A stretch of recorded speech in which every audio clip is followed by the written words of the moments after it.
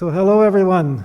I am very pleased to welcome you to tonight's biodiversity lecture. In fact, I'm absolutely thrilled that so many of you came.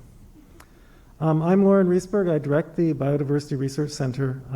And before we begin, I would like to acknowledge that we are meeting tonight on the traditional, ancestral, and unceded territory of the Musqueam people. So tonight, I am very pleased to introduce this year's biodiversity lecturer, Dr. Peter Marra. So Pete almost didn't make it. He told me that a couple weeks ago his backpack was stolen and it had his passport in it. And so he only got it back, was it last night or yesterday? Day before yesterday. So we almost didn't have this event. So as you can see from the slide, Pete is a professor at Georgetown University, where he also serves as director of Georgetown's Environmental Initiative. It's a bit more Institute of Environment and Sustainability. He recently moved to Georgetown University after a 20-year career at the Smithsonian Institution, where he most recently served as the director of the Migratory Bird Center. So we initially invited Pete to visit UBC last year, but the COVID pandemic, of course, caused us to cancel. So we're so happy and relieved that you made it this year.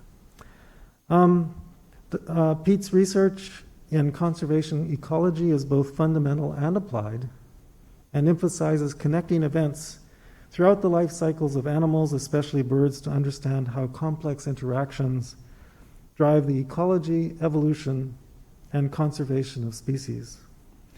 He has authored over 250 papers, including a fairly recent paper in Science magazine that documented the loss of 1/3 of bird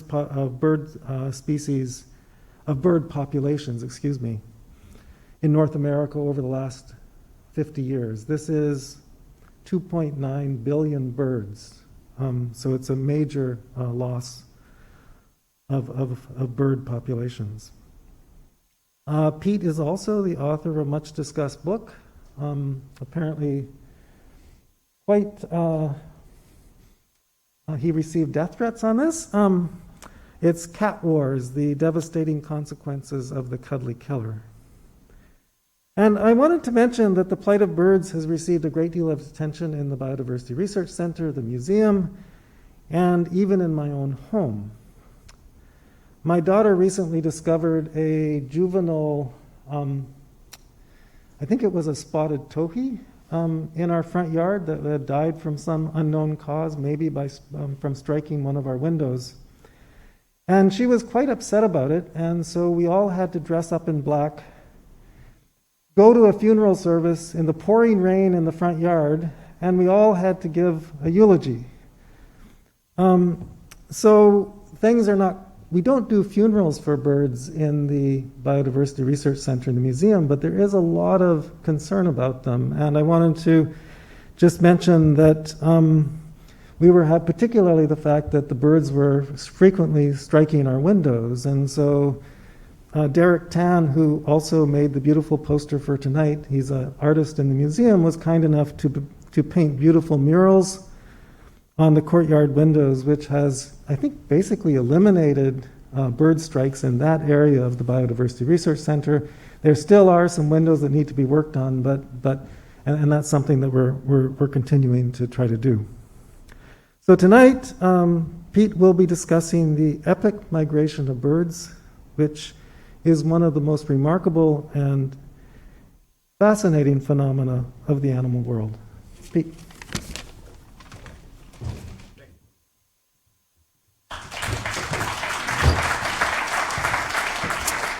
Well, thanks very much, folks, for coming out, and thanks to folks online for streaming tonight. And thanks to the Biodiversity Research Center and the Beatty Museum for hosting tonight's talk. Really appreciate it. It's really nice to be in person for a change. Really having given a talk for, I think, a couple of years in person, and it's so much more satisfying for me than talking online as well.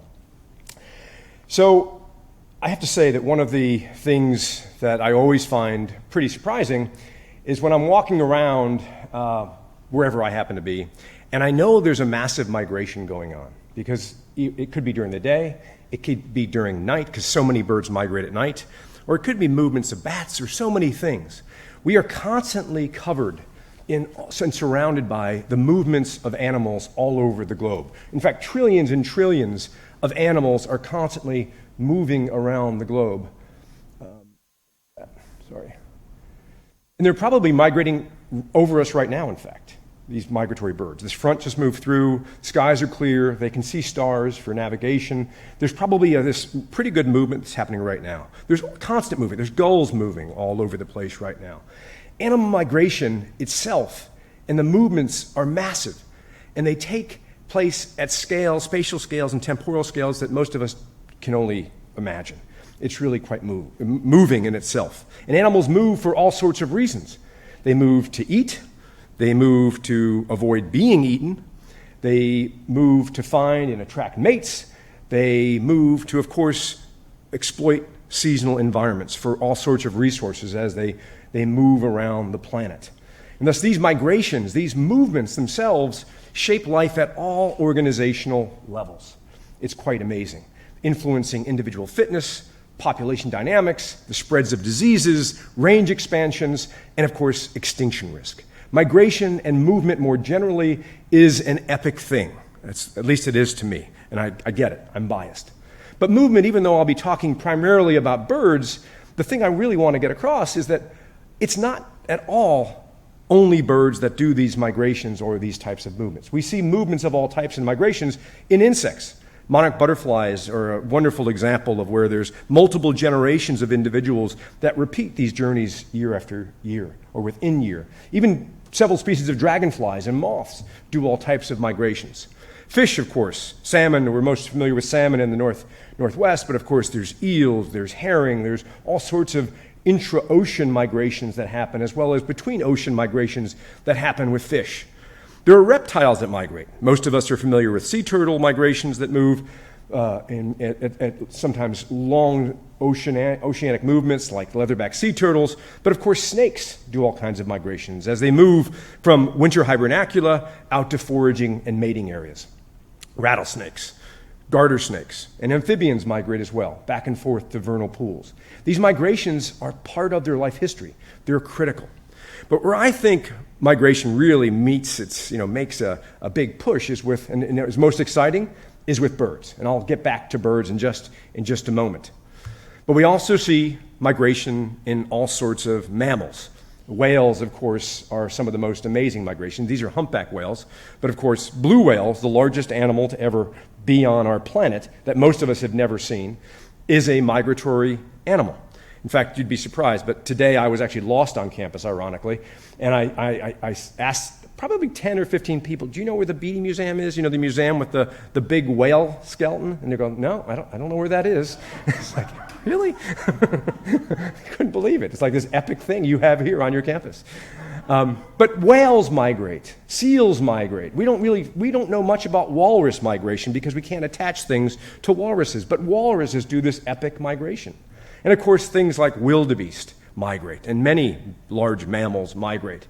And then there's bat migrations. These are Mexican free-tailed bats. I videotaped this last spring. I think it was April. I went down to just outside San Antonio. There are several really cool bat caves in Texas. And we don't really know much about these bats. There's hundreds of thousands, if not millions, that come to these caves in Texas, and they pup their young in these caves, and they go out at night, at dusk, to forage all night long, bringing back food to their young. But there's these massive migrations that happen with these bats. Most of these migrations are seasonal, and they're driven by this tilted Earth we have to deal with that rotates around the sun, that sets so many cycles into motion. These seasonal cycles like spring going into summer, goes into fall, that goes into winter. This seasonal change, that drives trillions and trillions of cycles, starting at the biochemical, the cellular, the individual, the population level, moves biomass around our planet at scales that we just can't even imagine. This is migration. This is what it is. and it's found in all sorts of species. So tonight I'm going to focus on the epic migrations of birds. And I'll talk about several things. Some of these will overlap. They're not necessarily going to occur just in this sequence. But I'll first give you some examples of epic migrations, but then focus on the conservation urgency of these migrations. And I'll talk about that 3 billion bird paper that we had come out in 2019. Then I'll talk about the science of something called migratory connectivity. And I want you to know that migratory connectivity is essentially biogeography. It's phylogeography at a finer scale level. It's what it is. And we'll look at tracking technologies, all sorts of tracking technologies that have just emerged really in the last 20 years that has changed the landscape for how we understand movement and how we understand the biology for these species doing these movements as we understand the scale. Then I'll wrap up and take a look forward and be happy to answer some questions. So I would argue there are a few spectacles as amazing as migration. And in North America, most bird species, over 75%, are migratory, probably more than that. And there's all types of migrations. There's latitudinal migrations, there's altitudinal migrations, there's even some longitudinal migrations. So these species are in US and Canada, and even in Europe, these species are the dominant bird species. These are migratory species. The problem is we haven't been able to follow most of the migrations of migratory birds on the planet. We don't really know. We know the species ranges, right? But we don't know where individuals or populations go throughout their life cycle. From the breeding grounds to where they migrate, say, in fall, post-breeding. Do adults take the same routes as juveniles? And where do they winter? Where do those populations that, say, breed here, the varied thrushes or the catbirds or whatever those species might be here, where do they actually migrate through and where do they actually overwinter? And how do they come back in the spring? We don't know that for most species. We're getting there, but we don't know it. In North America, there are about 750 to 800 species. Again, most of these are migratory. Things like the swallows and the swifts and the buntings and the orioles and the catbirds and the tanagers and the shorebirds and the ducks.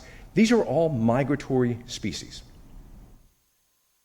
Here's an example, a cerulean warbler, a remarkable bird. How many people in here have actually seen cerulean warbler? Handful, yeah. So it's really a remarkable bird. Well, only recently have we been able to figure out the migratory connectivity of this species using something called a light level geolocator. It's an archival device. It's very small. You catch the bird, you put it on the back of the bird, and you let the bird go. And it keeps track of light levels and the timing. So there's a clock and there's a light sensor. And by knowing, say, sunrise, high noon, sunset, and you know light levels throughout the day, you can calculate roughly where you are on the planet with plus or minus 100 kilometers, 150 kilometers, but get your latitude and longitude. And so the trick is you've got to catch the bird back the next year. That's the problem. Otherwise, you don't get your data because the data are archived. There's no transmission, so you don't need the power to transmit up to a receiving device. But these folks did this with cerulean warblers, and you can see that they actually were able to figure out the tracks of cerulean warblers. Rusty blackbird, amazing species, breeds. It's a boreal breeding bird specialist. It is a species we just recently tracked, again with an archival device, but the archival device didn't record light. It recorded fixes from geographic positioning satellites. So it gave us 10-meter resolution, and we were able to get fixes on about a dozen birds to figure out their tracks, both up here from birds that bred in Alaska and up outside Fort Mac, where I actually deployed these tags, and over up in New Hampshire. We were able to figure out these tracks of these birds for rusty blackbirds. Another species, the red knot, a remarkable shorebird. And we know the species ranges. We know this bird, some populations essentially go from the high Arctic all the way down to Tierra del Fuego. Well, using light-level geolocators of birds that are caught in the Delaware Bay, which is this spot where these birds collect to track this amazing spectacle that happens when horseshoe crabs spawn and release all these eggs and this is amazing amount of protein that these birds, they collect, they pack on fat, and they can make this one big push back up to the Arctic to breed, and they come back down again. But again, we were able to, or not me, but other folks, Larry Niles and his crew, get these tracks to understand the timing, the distribution, enormous amounts of information that we just didn't know before. Unfortunately, folks, we're losing the epic migrations of birds and other species, but we are losing the epic migrations of birds. That cerulean warbler, in the past 50 years, we've lost about 75% of those birds. So 3 out of 4 cerulean warblers are now gone. Rusty blackbirds, 9 out of 10, 90% decline over the past 50 years of rusty blackbirds. And guess what? We don't know why. I can't look, I don't see a smoking gun for rusty, and I'm looking hard. I don't see it for rusty blackbirds. Red knot, same thing, 90% decline for that eastern subspecies. But again, they're disappearing right before our very eyes. We are in the 6th mass extinction. This is the process of extinction we're watching. That's how it happens. Species decline before they go extinct. Our job is to step in before that happens. And that's what we're doing. These declines of migratory birds are not new. We've seen this before in our history. We've seen several cases of where this has happened in the past. Of course, the passenger pigeon is one of the most hailed examples of where this incredibly abundant bird all of a sudden wasn't abundant anymore, primarily because of overharvesting, overhunting. And in 1914, the last passenger pigeon died.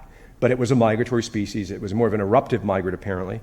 We don't know that much about its biology, but it was a case of where it went from billions to none in a very short time. And that's how it can happen.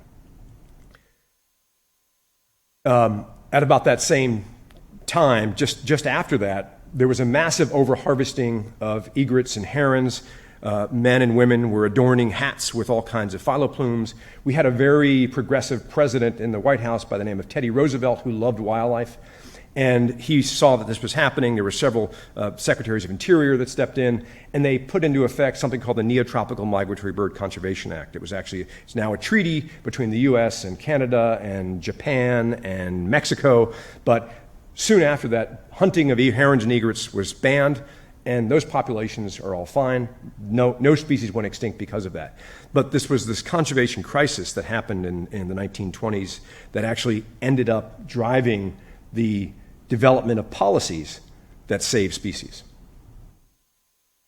In the 1940s and 1960s, similar things started to happen. In Wisconsin in particular, people started to see dead robins. And then people started to see evidence that peregrine falcons were disappearing, ospreys were disappearing, other raptors were disappearing. Birds were sitting on scrambled eggs rather than sitting on their nicely calcified eggs. And it became clear that something was going on with the pesticide that we were using across most of the U.S. I don't know to what degree it was being used in Canada at the time, but DDT was the problem.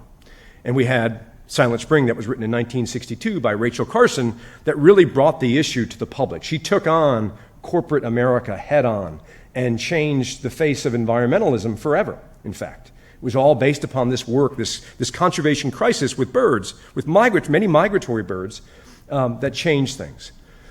And we started to realize that what we do to our environment at this time is a big deal, and we need to change things.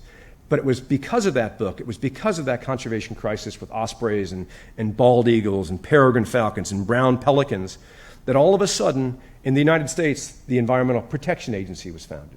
The Endangered Species Act was enacted. Enormous amounts of environmentalism happened. Earth Day was founded based upon this thing that happened with birds. So are these several key events that have happened over the last 100 years where conservation crises ended up being successes. So we should be hopeful that we can change things. We've done it in the past. No species went extinct because of DDT, and all those species are doing fine. So we avoided the fate of the passenger pigeon because we stepped in time to make sure that happened. This is Chan Robbins. Chan Robbins died a couple years ago. He was a U.S. Fish and Wildlife Service biologist, and he hung out at a place called Patuxent Wildlife Research Center, where Rachel Carson hung out quite a bit. And they spent, in the early 1960s, they talked a lot about monitoring birds. Rachel Carson was a bird watcher. And they talked about monitoring birds, and the importance of knowing the impacts of DDT on bird population. They wished there was some sort of scheme out there. And so Chan basically realized that there were lots of bird watchers out there, and he could create a citizen science project, and did, called the Breeding Bird Survey. And this turned out to be a remarkable thing. There's lots of things we want to change, but we have this 50-year database, or longer, going back to the 1960s, that he was responsible for. And so in 1989, Chan Robbins, former mentor of mine, Russ Greenberg, John Sauer, Sam Droege, published a paper in the Proceedings of the National Academy of Science that looked at bird populations, many neotropical, nearctic migratory birds, and reported these major declines in many of these species. That was, again, another conservation crisis for many migratory species that ended up turning into lots of important events that stepped up our game in terms of conservation. John Terborg wrote the book, Where Have All the Birds Gone? The Migratory Bird Center that I eventually led was started. The American Bird Conservancy was started. Partners in Flight was started. These are all sort of conservation mechanisms that are not just in the U.S., that are across the entire hemisphere that were put in place to save these migratory birds. Well, it seems like there are these 30-year periodic things that happen with conservation. So in 2017, I started talking to my friend Ken Rosenberg, and I said, we're coming on this 30-year anniversary already for this 1989 paper. We should go back and reevaluate what happened in these past 30 years. Has conservation been successful? All the money that's gone into the Migratory Bird Center and the Partners in Flight and the NABC programs and all the things in Canada and other places, have they been effective? But let's not just look at trend data. Let's look at, has there been a net population change? Have the numbers of animals changed over time? And unfortunately, it hasn't improved. We use the similar BBS data as well as several other types of survey data for all species that are out there. And what we found was that most species are indeed still declining. We found that there was a net population loss of about 29%, 2.9 billion birds. This is the standing breeding biomass, or numbers of birds estimated at pre-breeding census. For most groups, except for game species like waterfowl and ducks have been protected because hunters have been really smart. They protected habitat, they removed threats, they managed their species. They also figured out how to get a lot of money to do the research for game species. Unlike us, we haven't been as savvy with trying to figure out how to protect non-game species as much as we protect these game species. So that's one of our challenges. So a 29% loss, 303 out of 529 species that we're able to look at are in a significant decline. That's 57% of these migratory species in the US and Canada. This was a group paper with US and Canadian scientists that did this entire project. We can talk more about that. We have a whole new thing called the Road to Recovery. That's sort of the response to that paper. You don't publish a paper like that and then go back to your day job studying redstarts and migration. So we've actually started an entire new program, an NGO called the Road to Recovery. So I can talk about that later. But the problem here is, the fundamental problem is that we don't know where these individuals or populations spend the year. And if you don't know where they spend the year, well, frankly, you don't know the reasons for their declines. You can guess. You can keep going out and doing habitat protection and hold your breath and hope things don't slip through the cracks. But the lesson from the last 30 years, the lesson from the last 50 years, is that they are slipping through the cracks. And we have to work at the species level, not just the landscape level. We have to do the landscape level. We got to do both. Our job just got harder, but we've got to do both. Because if you don't know why they're declining, you're not going to be able to implement conservation strategies that are going to allow you to reverse those declines. It's that simple. And we have to be more strategic, and we have to be more thoughtful. And my take-home message is, we need to do more science, both fundamental and applied science, to make that happen. So I recognized this in 2009, that we didn't know enough about these migrations, and I started a project called the Migratory Connectivity Project. That's all about doing the basic science, the fundamental biogeography, not just the ranges, but the fundamental biogeography to look at how populations and individuals are linked throughout their annual cycle, as well as to tell the stories, advance the science and the technology. These are critical pieces of this entire thing. What is migratory connectivity? Well, it's simply this geographic and temporal linking of individuals and populations between different periods of the annual cycle. Much of my other research has shown that these different periods of the annual cycle are inextricably linked. So the number of young that are fledged on the breeding grounds is not just a factor of what's happening on the breeding grounds. The variation there is determined by things happening thousands of kilometers away to the south, in the tropics. So we can do as much conservation as we want until we're blue in the face, until we recognize that we live in one world and these species are occupying Tierra del Fuego, Venezuela, Cuba, and lots of other places, that we need to sort of think of our conservation in a much more holistic way if we really want to protect these species. And we've got the data to show that this is the case. And it really makes sense, frankly. It shouldn't be that surprising to people. So that's why I started this migratory connectivity project, because my basic data was telling me that this was an incredibly fundamental thing. It's critical, in fact. It tells you where and why animals are dying. If you don't know that, you're going to be putting conservation in the wrong place. It tells you about population vulnerability, the spread of disease. One of the other things I was doing was when West Nile virus hit in the early 2000s, I started to get on West Nile virus. I was tracking West Nile virus. I was the first person that recorded West Nile virus moving down the East Coast into Cuba, into Jamaica, into Mexico. It was understanding, because everyone was pointing their fingers at birds, but we couldn't find the smoking gun in this case.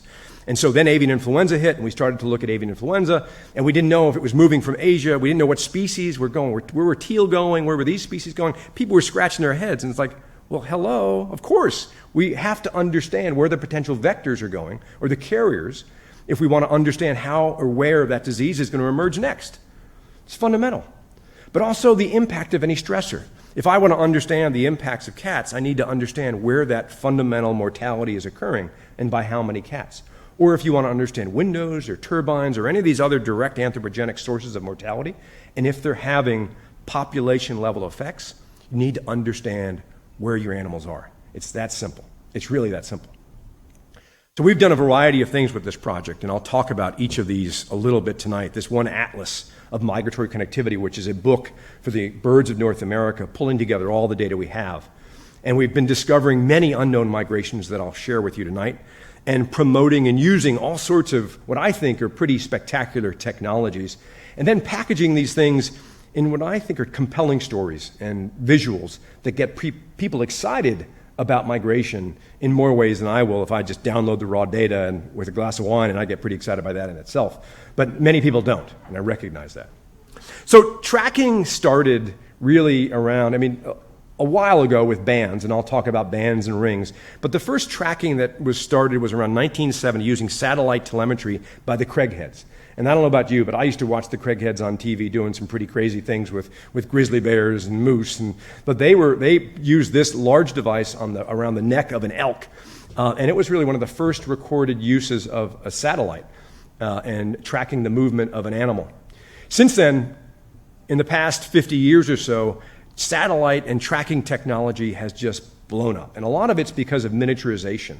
And it's also because of interdisciplinary engineering that's happened, understanding how these various uses could be applied to other fields. And I'll talk about each of these a little bit. But we use all sorts of archival and transmitting tags, things that are on animals that are underwater, and all of a sudden the thing is released and it comes up to the surface, and then it's transmitted to a satellite at that point. Very, just incredibly brilliant devices. And it's not just about the device and the transmission. Also challenging is how you attach something to an animal. One of the most difficult things to do is to actually attach a transmitter or a neck collar on an elephant. Because an elephant, you think, you can throw anything on an elephant. Because with an elephant, it's not a weight issue.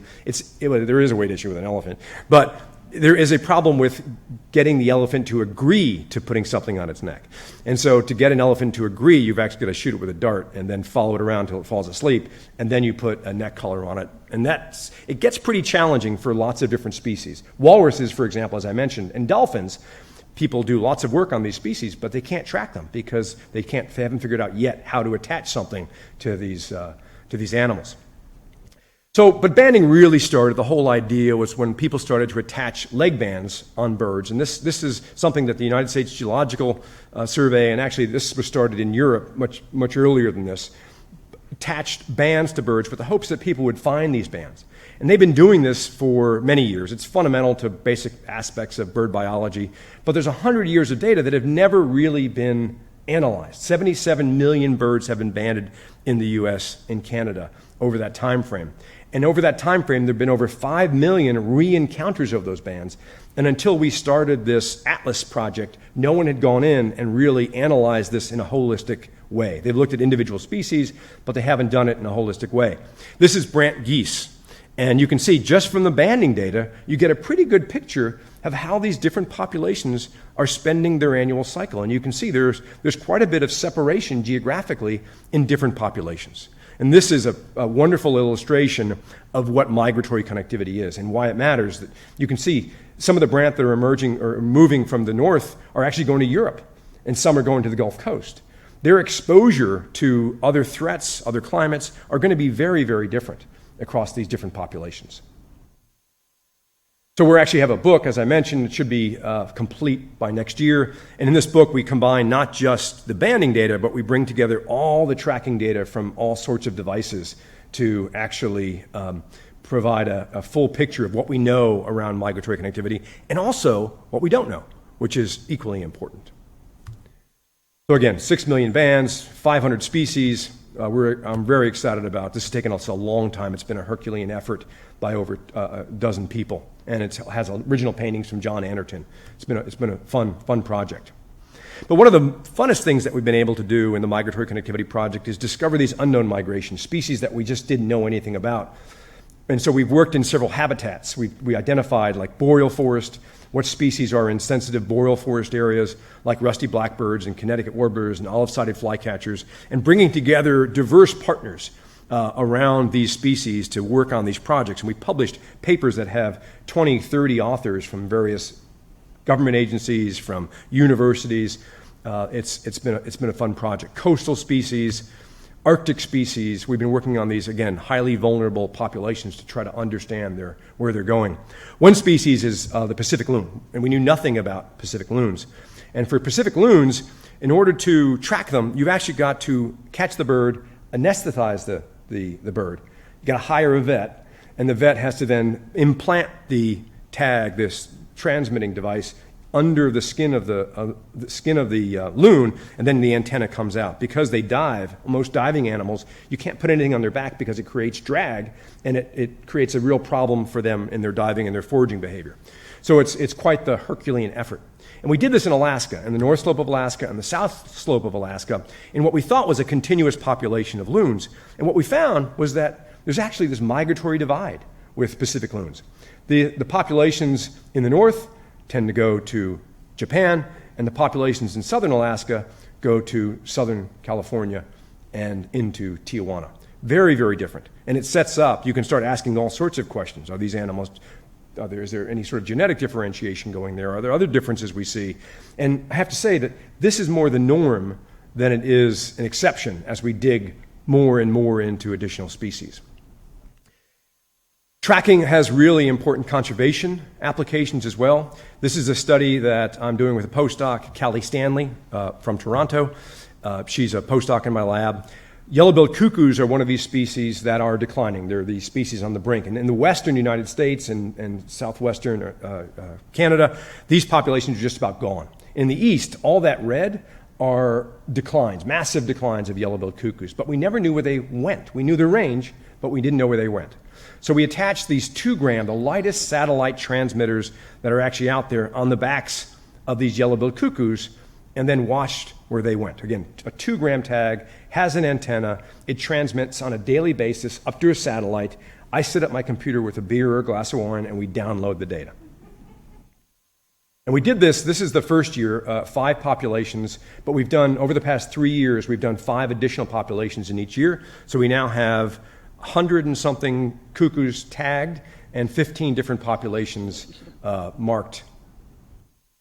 So again, this is the range that we thought the cuckoo was occupying. The blue is the winter range, all throughout pretty much all of South America. These are the tracks from those 5 populations. That's the southwestern population. You'll see some of the others start to go. This is July 5th, July 6th. These birds are now starting to move at scales that we never knew before. For the most part, you catch a bird, you let it go, you're getting all your data from a few minutes of observation. Now, when we track these birds, we're with them 24/7. It changes the landscape of our understanding in enormous ways. You can see the eastern populations zip down first, and the western populations come down a little bit later. Eastern populations starting to settle, dash over to Brazil, come back over a little bit. Get back over there. Go ahead. Come on, you can do it. Now, December 31st. If we dig in, that is now the range of the yellow-billed cuckoo, and that's been confirmed in each of the 3 years. The range is not over all of Brazil and northern South America, which is pretty remarkable. That's a very narrow range. And when you dig a little deeper, what you find is that those eastern birds are in the northern part, and the western birds are in the southern part of this range. This is northern Paraguay, northern Argentina, and southern Bolivia. When you dig a little deeper and you start to look at some remote sense data and start to look at land use patterns, what you find is that in northern Paraguay and northern Argentina, land use change there because of soybean farming and cattle grazing is tremendous, and primarily by Mennonites. Mennonites have moved down there, and they have just really gone to town with agriculture there because there's very little zoning, very little regulations, and they're changing the habitat landscape of a place known as the Gran Chaco, second only to the Amazon in terms of its habitat importance and biodiversity. So you can see how you can use this tracking data to really gain important insights into what the drivers of population decline might be. This is a different example. So this is an American redstart. This is a female, and this is a species that I've spent the last 30-something years studying, and I could talk to you about this species for hours with all the work that we've done. But for the longest time, I could only use stable isotopes. These are chemical signatures in the feathers and the toenails and the blood of these birds to try to understand how things are connected throughout the annual cycle.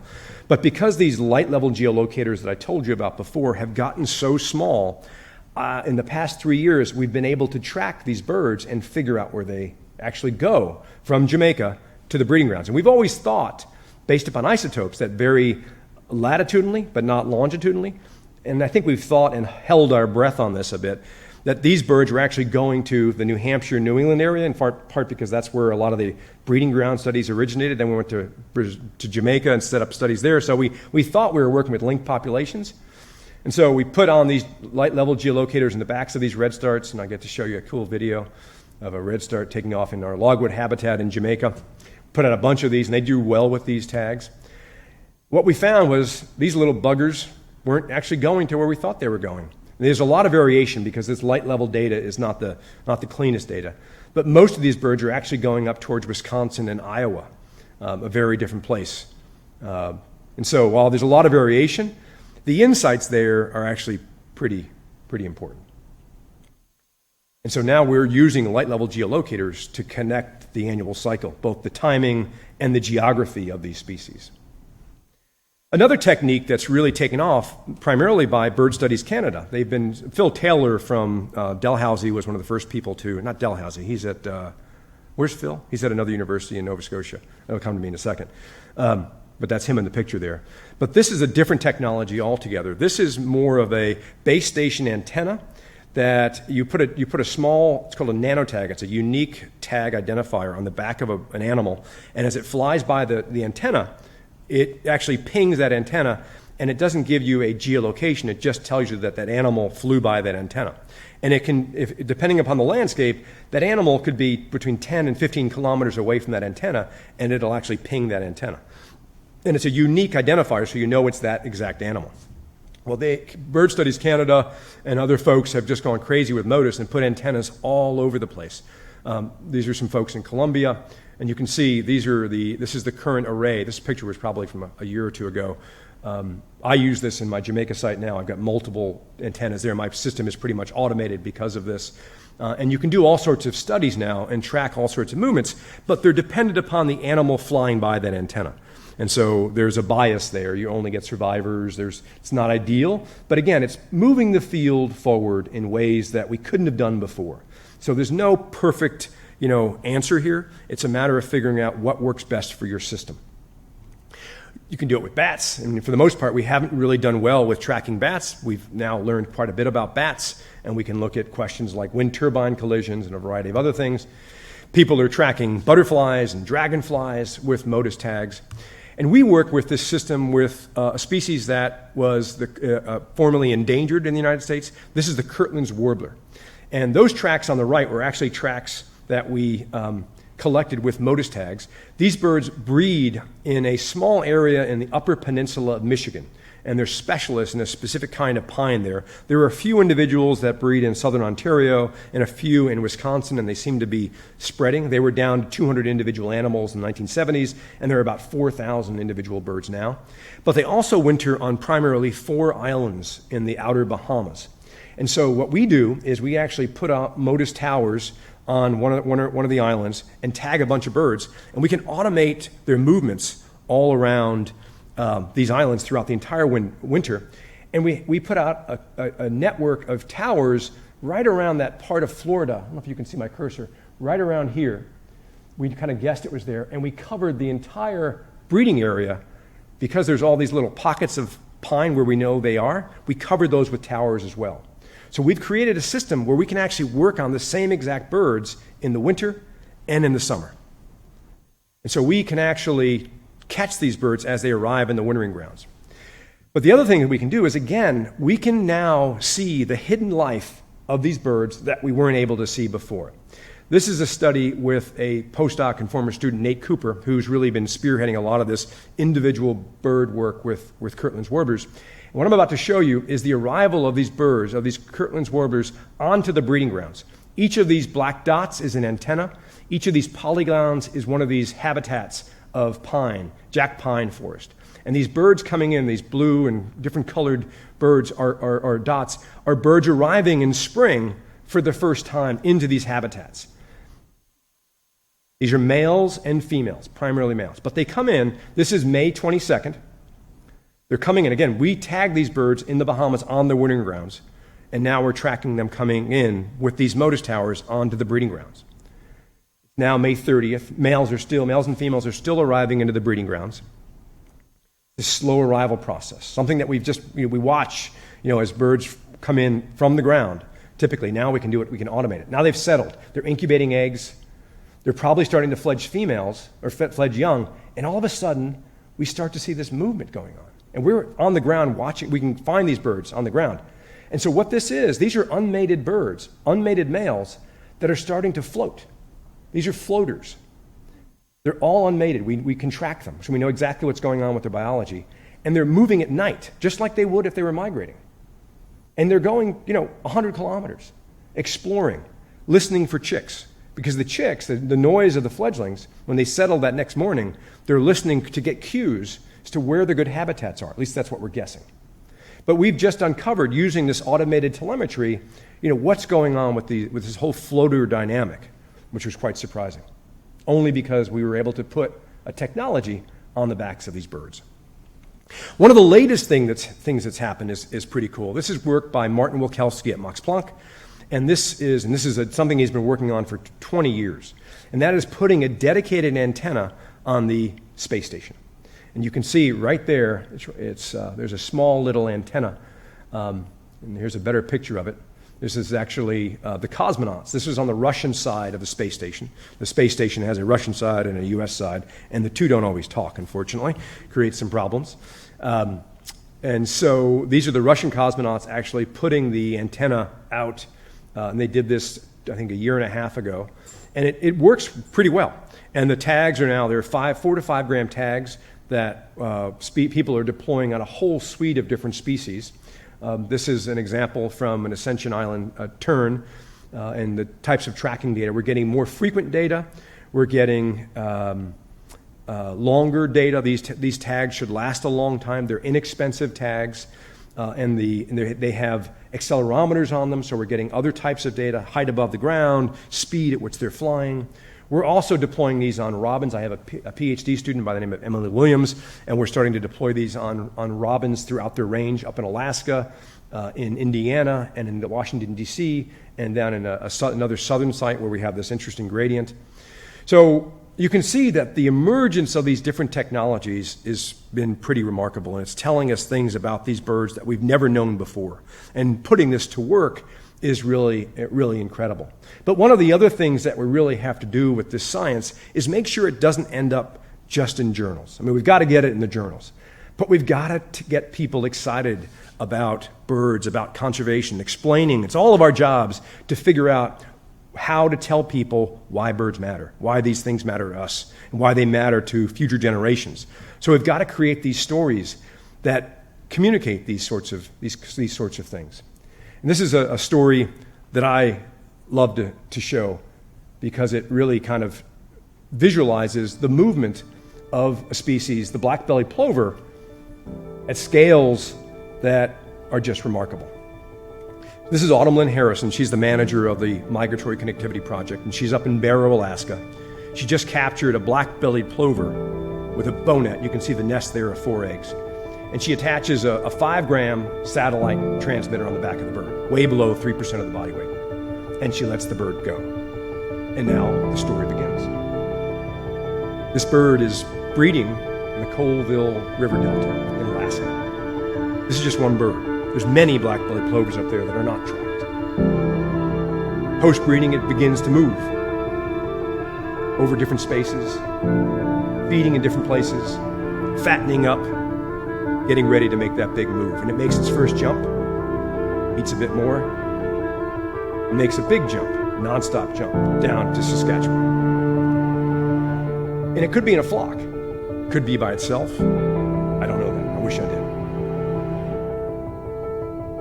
Down to the Alberta border, and then it keeps making a big jump across the Gulf of Mexico, into Central America, and then another jump down to the wintering grounds in Peru, where it spends the majority of the annual cycle. Foraging, avoiding peregrine predators, peregrine falcons. And then spring comes, this is April, and it makes its northward journey again.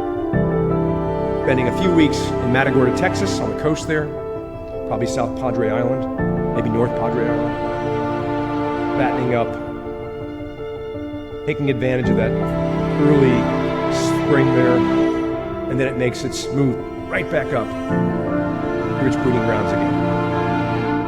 And again, this is one bird, one track, one satellite tag. But this is happening with many black-bellied plovers.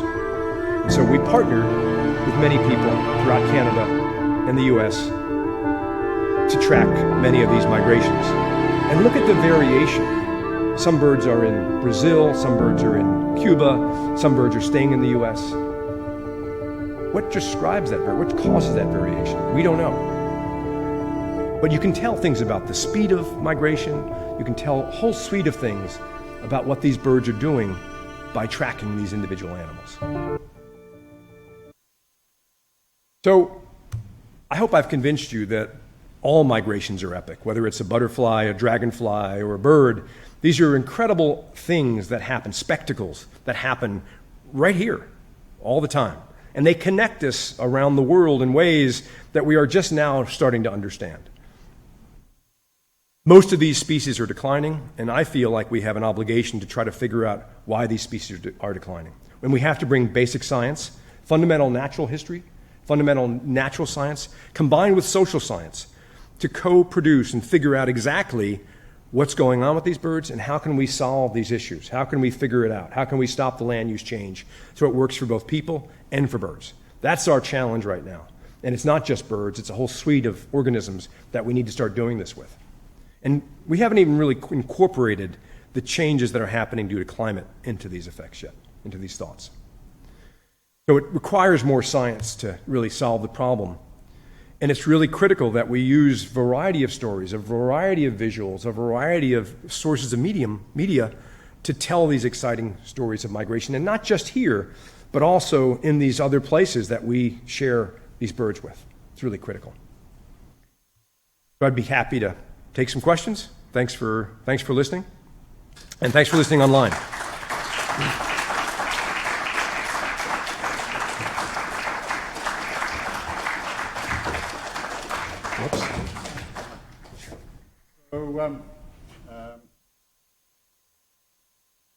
Microphone.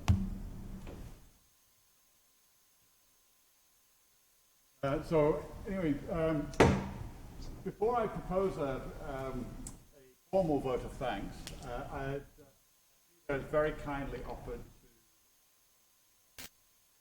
Unfortunately, we can't take questions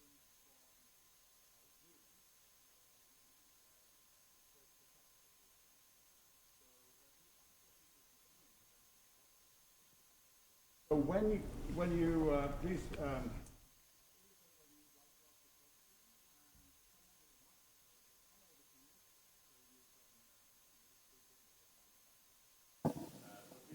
Microphone for us. Sure. Yeah. So, any questions?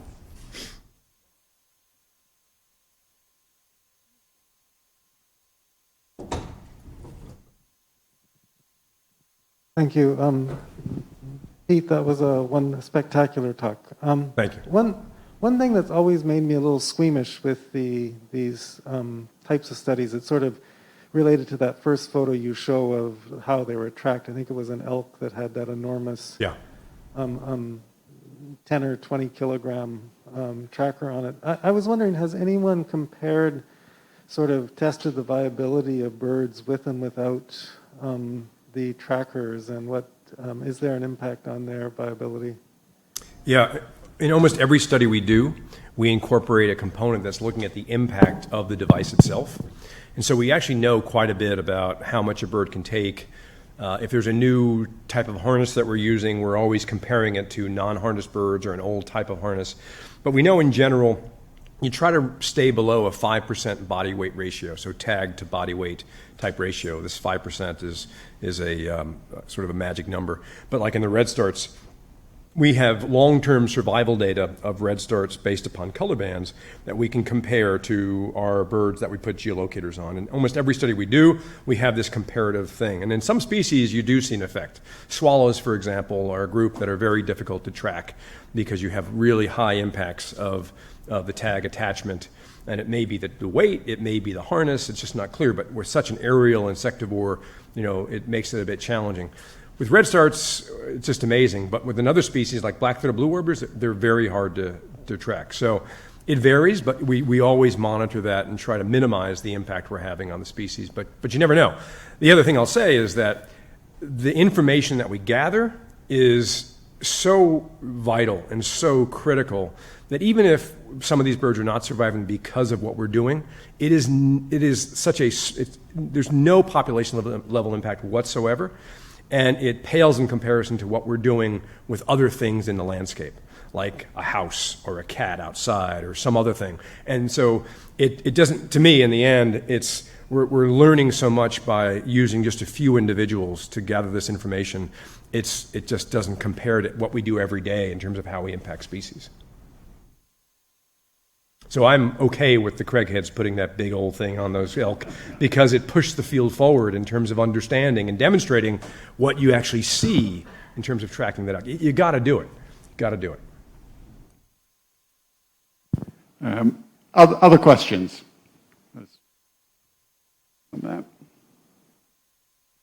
Hello, thank you so much for this really incredible talk.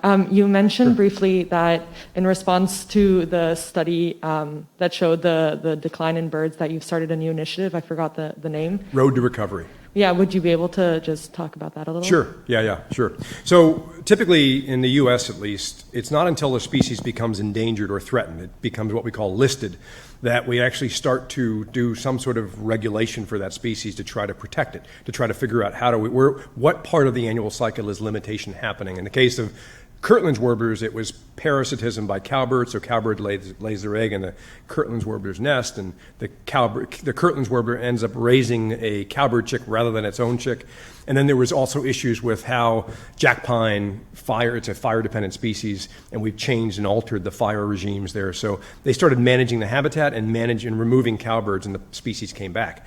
But it cost millions and millions of dollars, created enormous acrimony, and this is how the Endangered Species Act gets. This is one of the reasons why in the U.S. it gets so much criticism, because it creates so much acrimony among private landowners, people that don't want to change their profit margins because of an endangered species, because at that point, Uncle Sam is then telling them what to do. The species is closer to extinction, and it's costing millions and millions of dollars. So what we've done instead, hundreds of millions of dollars. Sage grouse is $400 million at a minimum, and it wasn't listed. And so what we're doing now is we've actually used our species criteria and said, what is the next species on the brink set? And so we've come up with about 50 species and then another 20 that are data deficient. And we're saying, we need to do something with these species now, before they cost us hundreds of millions of dollars, before they start to really create acrimony between Republicans and Democrats and landowners, et cetera, and are closer to extinction. And this is really catching on. People are really excited about this because it's a bipartisan effort. It saves us money, and we have a strategy for actually stopping this from species getting closer to extinction. And in most cases, it involves figuring out when in the annual cycle population limitations happening. Fundamental biological question that has really applied applications. It's really critical, but it's a fundamental biological thing. So figure out the migratory connectivity. Where are they going? How can we determine vital rates throughout the annual cycle? You build something called an integrated population model, which allows you to sort of start identify when in the annual cycle limitations happening. And then there are a variety of other things to do to actually get on the ground, bring people together, create a recovery team to figure out what are the most likely threats. So basically what we're doing in the end is creating a much more thoughtful and strategic approach to figure out where you put your money to save those species. And so this is really catching on. We're not technically an NGO yet, but we're thinking carefully about creating one so we can actually dance a bit between the feds and private industries, et cetera, and NGOs that are out there. And so again, this is a US-Canadian thing, and people are really starting to jump on board. There's one there, and then one there. This one first.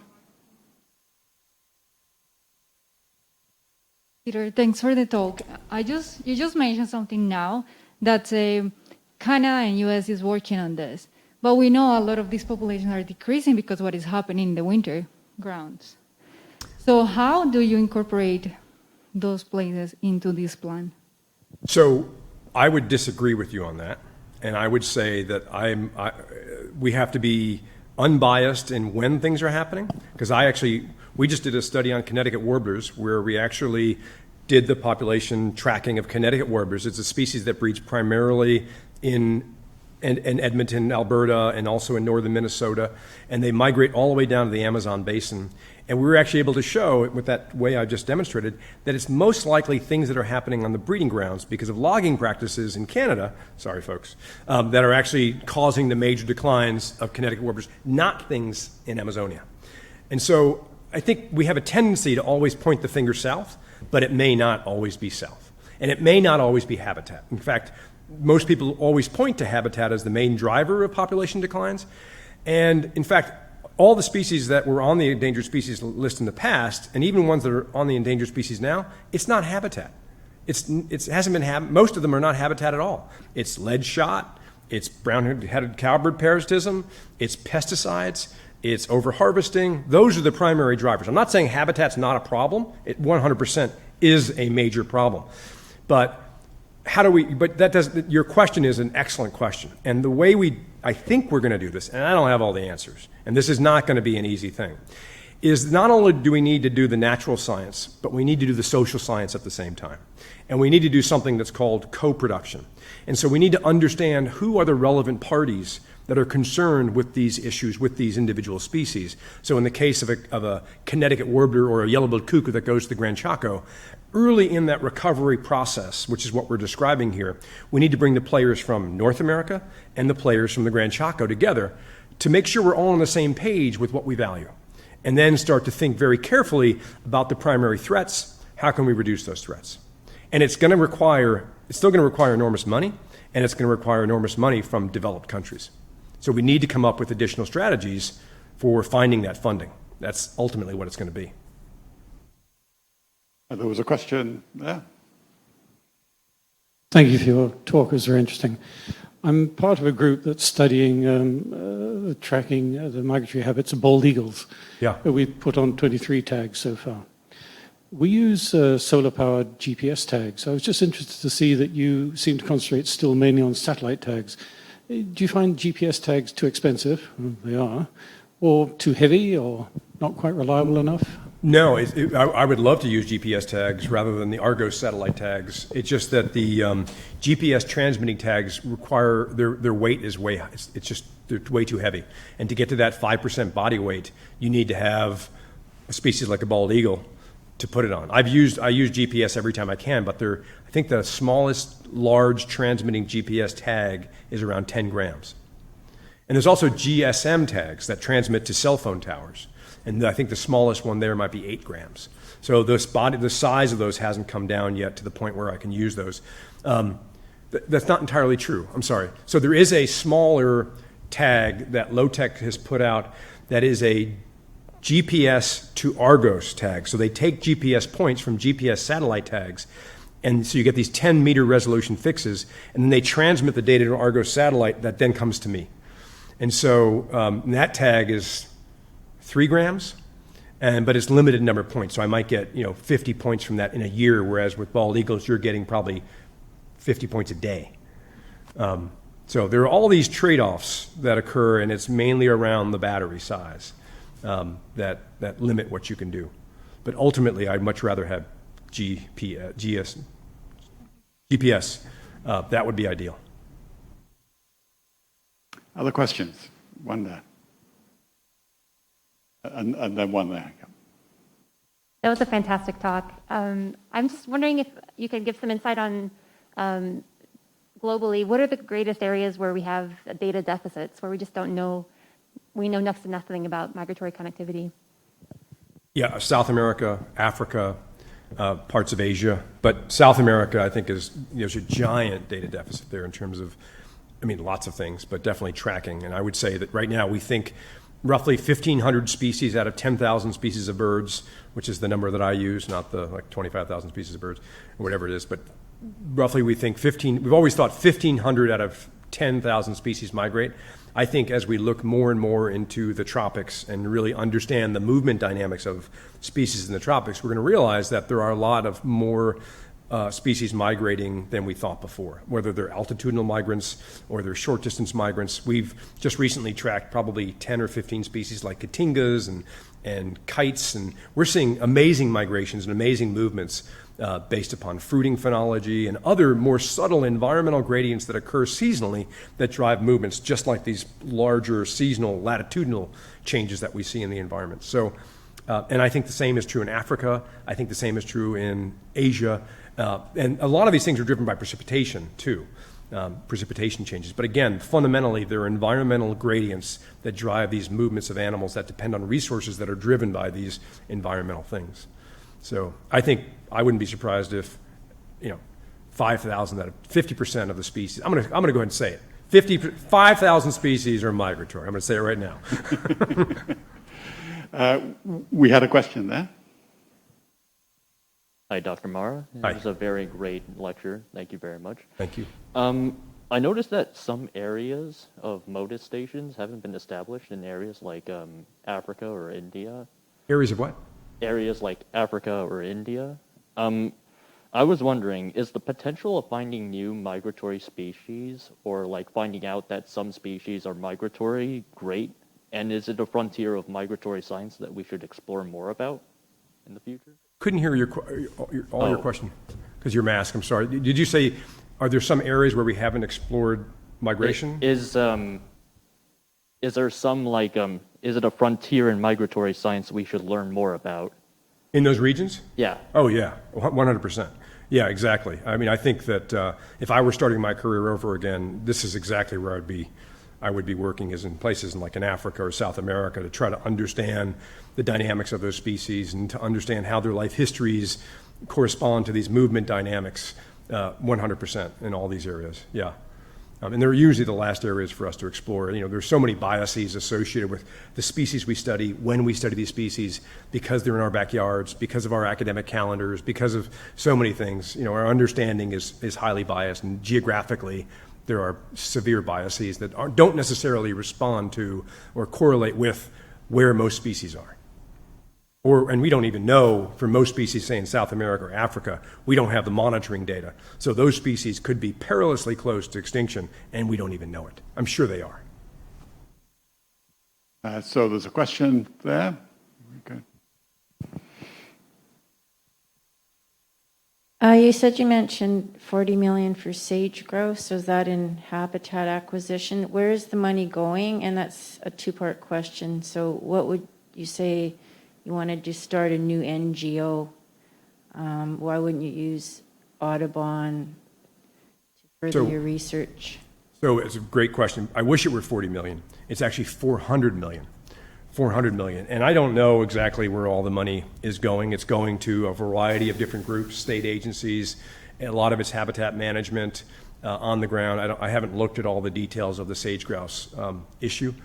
And so I can't go, and your second question is, I can't go into Audubon and set their priorities. And we are working with Audubon, and we are working with the American Bird Conservancy, and we are working with the feds. But there's a long history of what Audubon does and what they don't do, and we're working very carefully with trying to bring them on board with these things. But this is not necessarily, science like this is not their priority. They do some science, but not this type of science. Same with the American Bird Conservancy. They don't do this type of science, and they wouldn't really say they do science. They do bird advocacy. And so there are really no groups that are trying to do this type of science, to try to activate the science. And we aren't doing the science. We're all about trying to get the people that are doing the work already. There's already a group out there who are concerned with sage thrasher or Ben Dyer's thrasher, or there's a group on yellow-billed cuckoos. I don't want to create another group. I want to help support that group get the funding to do that work. And it might be there's an Audubon member on that team, but we're activating to try to, get the money that needs to go to non-game species that isn't there. So 90% of the money goes to 5% of the species. We need to reverse that. And it's just not a priority of Audubon's necessarily. Not saying it's not a priority of Audubon's to do conservation, but this strategy isn't their priority. Does that make sense?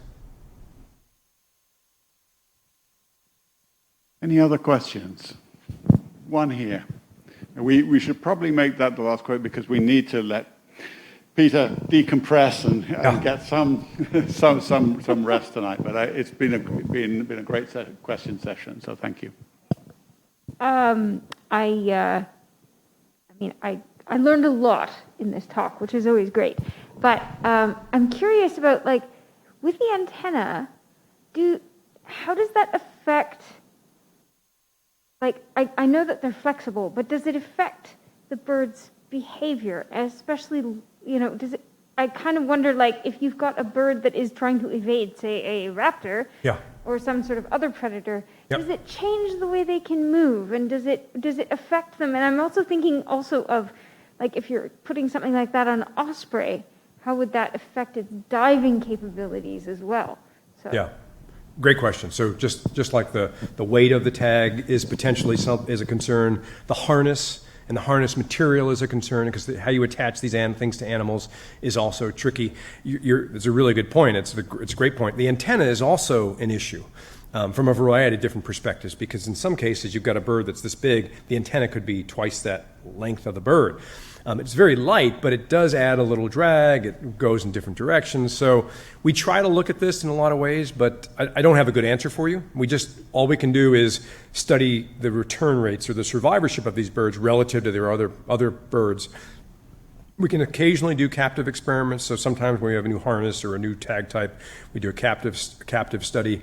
I was talking to a new postdoc here who is working in a functional morphologist's lab, I forget his name, here in the Biodiversity Research Center, and he got marbled murrelets, frozen ones, and he's looking at drag on marbled murrelets. So he's doing some experiments with dead birds to look in a wind tunnel that was created here. Now do you know what I'm talking about?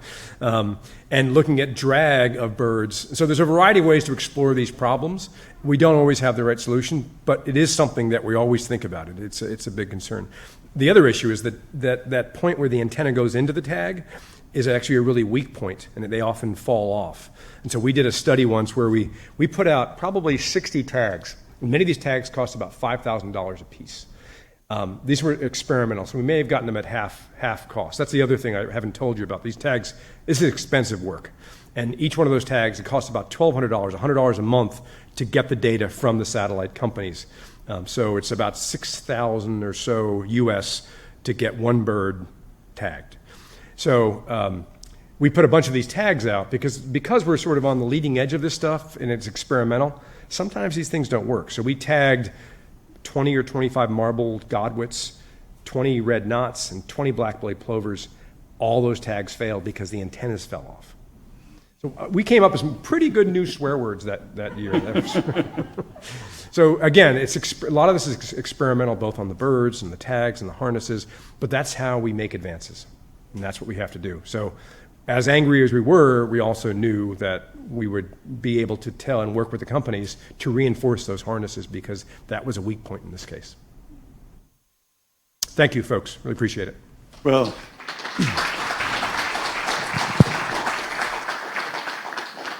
Well, thank you, Peter. And so I'm now just going to, I have a gift for you. But just before that, I'd like to propose we thank I'm Quentin Cronk, I'm director of the Beatty Biodiversity Museum. So wearing my museum hat, I would just point out that the staff of the Beatty, you can recognize them by their red jackets.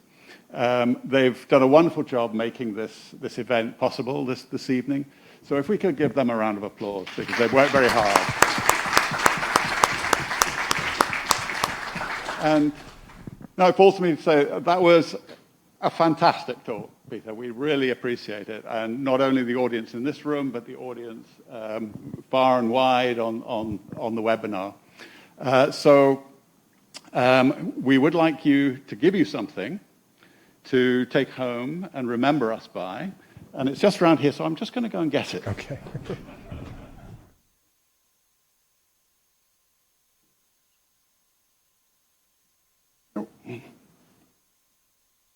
Oh, yes. Got it. So it's actually a framed version of the poster. Oh, wow. That you have. So I don't know whether you've got two hands, so you might want to just have a look. The poster's right there, and I just think he did such an incredible job on that. Oh, that's wonderful. Wow, thank you. So that's something we hope you can put on your office wall to remember this day. That's great. It's funny. I grabbed one over there to bring home, and I was worried about it getting wrinkled. That's great. Thank you so much. Okay. Well, thank you very much, Peter.